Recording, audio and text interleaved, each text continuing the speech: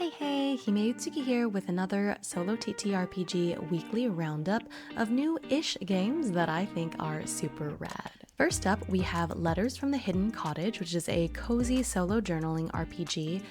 It does say that it's not supposed to be like a replacement for therapy or anything, but it is a nice place to slow down. You just tend to your cottage, savor quiet rituals, and it's just a really cute way to take it easy a little bit. In Jin's Delight, so you're an immortal Jin bound to grant wishes, but never kindly. So you're sort of like the monkey's paw of the monkey's paw, and so you have to grant 3 wishes, but how can you do that in like a twisted way? And that sounds so fun and terrible. In Through the Ashes, you play as a lone survivor going through the shattered remains of a once great world. Something that I really like about this is in the foreword, they talk about this being sort of inspired by the Bronze Age collapse.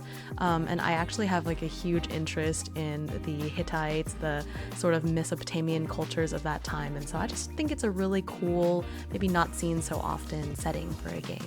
And I, of course, love exploration games. In Tiny Kami, you are interacting with the world around you in a more physical way. I haven't really seen a game like this before, and it's so cool. But basically, there's all these little zines that you print out, and the color is very important, but you can cut out the little kami, and you look around the world with these little pieces of paper, and if you find an object that matches the color, then that means you found that kami. It was hidden, but you managed to find it. And I think that's so cool. And I really would love to see more games in this sort of format where it's almost like AR, but in a paper and pencil kind of a style. And then finally in Escape the Living Library, it's exactly what it sounds like, but it says you love reading books, enjoy spending time at your local library, but it transforms into a nightmare after midnight. And so you have to navigate the eerie halls and keep track of your stats, but it's a print and play game